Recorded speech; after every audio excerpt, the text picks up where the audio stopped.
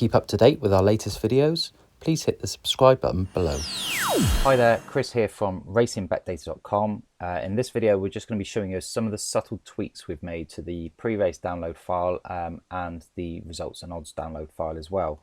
Now, these have come about from dialogue we've had with members, and as I said, they are very subtle little changes that we've made to these two download files, and we'll show you the benefits of that now in the video. So we're going to navigate to the pre-race download file. Once you're logged in, you can download the file there, and the same from the results and odds download page as well. Log in and you can download the file. And here they are in the downloaded format. So on the pre-race download file, we'll start with first. What we've done, we've just rounded up these percentage columns. Okay, so what that enables you to do when you're using the slicers is it makes it a lot easier to select an odds range, or a percentage range, should I say. So if you wanted to select everything below 30% in the percentage of rivals beaten, it's only a few mouse clicks, whereas before, when we had to 2 decimal places, it caused members a lot of mouse clicking to select a certain range if they wanted to select a largest range of percentages to cover. And the same for the D.O.B percentage as well. So that makes it a lot easier to select now that we've rounded those up, and it doesn't really have any negative impact at all. We've also added in the profitability using the lay. So Betfair, obviously you can back and lay. This doesn't include any commission, because obviously you could be laying across a number of horses across the same market. So this factor doesn't include commission, whereas the backing aspect does. Okay, so those are the two subtle changes that we've made. We've added in the lay profit calculation, and we've also converted the percentages to the nearest full percentage. Okay, now while we're on percentages, it's something that a couple of members have asked us about, is the D.O.B percentage. Okay, so this is a rolling score, if you like, of the horse's D.O.B, so it's not reflected of that one race. This is the rolling score. So you can see here the 100% relates to the horse in its first race dobbing successfully, and a D.O.B is separate, so we need to differentiate here. It's different to the percentage drop or percentage decay in odds. So a D.O.B is purely halving the odds. So you can see with this horse here, the SP was 9.5.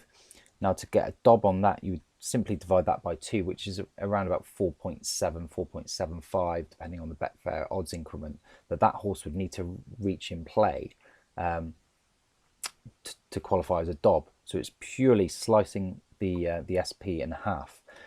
With the SP odds drop here, slightly different calculation, and it's more accurate.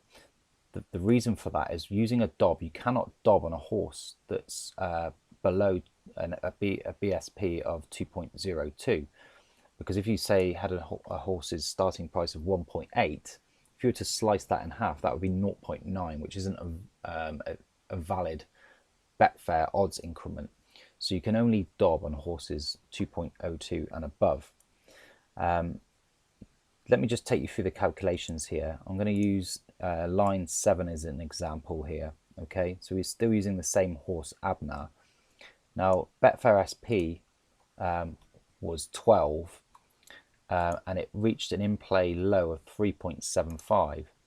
So I'm just going to bring up how we calculate that 75% that you can see in here calculation. So to calculate the horse's drop in odds, when you have the SP, you minus the in-play low, and then you divide it by the SP minus 1. So this minus 1 is the critical factor, because it's the stake within the Betfair odds increment. And then you multiply it by 100 to get it as a percentage. Now, on the flip side of that, to work out what half, so if you were to halve using the D.O.B, half 12 would be 6. Okay.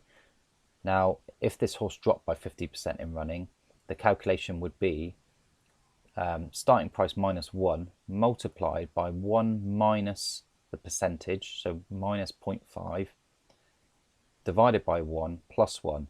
So an actual true odds decay of 50% from an SP of 12 is 6.5. That's where some people get slightly confused. And if you do, and if it's still not clear in this video, then we can obviously talk that through. So please don't hesitate to get in touch with us if you want to discuss the difference there. But there is a slight difference, and that's the reason why. Because if you had an SP starting below evens, below 2, the percentage drop or odds decay, you wouldn't be able to calculate it accurately. Okay.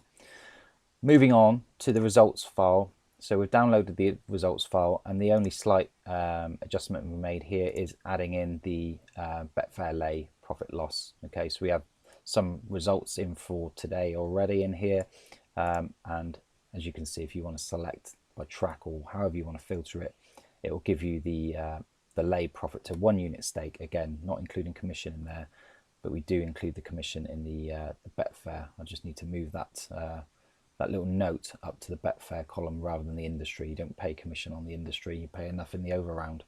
So very simple, very quick. We hope you're getting the most out of this. The feedback we're getting is phenomenal, so we know that that you guys are liking it, and we'll continue to add and make the changes as necessary.